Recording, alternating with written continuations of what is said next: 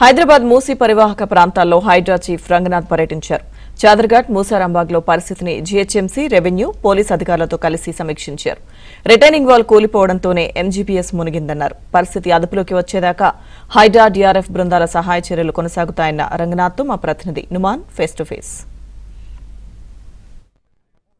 మూసీ పరివాహక ప్రాంతాల్లో హైడ్రా కమిషనర్ రంగనాథ్ పర్యటిస్తున్నారు. సో ఇప్పటికే ఇటు చాదర్ఘాట్ కానివ్వండి, మూసారాంబాగ్లో ఉన్నటువంటి మోస్ట్ ఎఫెక్టెడ్ ఏరియాస్ ఏవైతే ఉన్నాయో ఆ ప్రాంతాలన్నింటినీ కూడా పరిశీలిస్తున్నటువంటి పరిస్థితి. సో ప్రస్తుతం మనతో పాటు మాట్లాడడానికి హైడ్రా చీఫ్ రంగనాథ్ గారు ఉన్నారు. రంగనాథ్ గారితో మాట్లాడి ఈ వరదకు సంబంధించి, రెస్క్యూకి సంబంధించి ఎలాంటి సహాయక చర్యలు నిర్వహిస్తున్నారు ఏంటనేది కూడా రంగనాథ్ గారిని అడిగి తెలుసుకుందాం. ప్రస్తుతం మనతో పాటు మాట్లాడడానికి రంగనాథ్ గారు ఉన్నారు, వారితో మాట్లాడదాం. సార్ చెప్పండి, మొత్తం ఈ వరద ఎఫెక్ట్కి దాదాపు మూసీ పరివాహక ప్రాంతం అంతా కూడా ఎక్కడికక్కడ ఎఫెక్ట్ అయినటువంటి సిచ్యువేషన్. సో ఎలాంటి సహాయక చర్యలు చేపడుతున్నారు ఏంటి ముఖ్యంగా?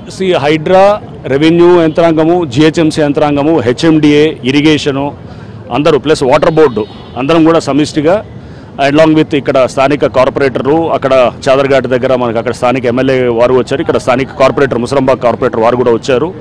సో అందరినీ కోఆర్డినేటెడ్గా మేము ఇక్కడ ఈ రెస్క్యూ ఆపరేషన్స్లో నిన్న రాత్రి నుంచి కూడా హైడ్రా బృందాలు, ఎస్డీఆర్ఎఫ్, ఎన్డీఆర్ఎఫ్ కూడా కలిసి అందరితోటి మేము సమన్వయం చేసుకుంటూ పనిచేస్తున్నారు. ఎంజీబీఎస్ చూసుకున్నా కూడా నిన్న రాత్రి నుంచి మొత్తం కూడా ఎంజీబీఎస్ జలదిగ్బంధంలో ఉన్నటువంటి, సో అక్కడ ఎన్ని టీమ్స్ని ఏర్పాటు చేస్తారు, అక్కడ ఎలాంటి సహాయక చర్యలు నిర్వహిస్తున్నారు?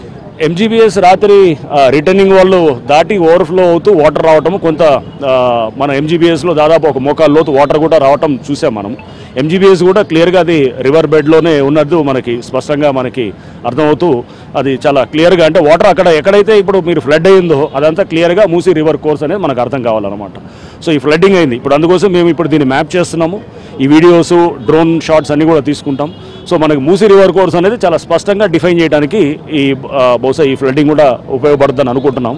అండ్ దీనికి ఆల్రెడీ చాలామంది ఇల్లులు కంపెన్సేషన్ ఇచ్చిన వాళ్ళు ఉన్నారు, కొన్ని తీసివేసినవి ఉన్నాయి, అంటే ఎంక్రోచ్మెంట్స్ అని తీశారు. కొంతమంది ఇంకా కంపెన్సేషన్ రాలేదని, లేకపోతే వాళ్ళకి ఆల్టర్నేటివ్గా కావాలని ఇక్కడ ఉన్నారు. ఐ థింక్ దీనికి long term solution is Musi river project అనేది ఇక్కడ చాలా స్పష్టంగా అర్థమవుతుంది.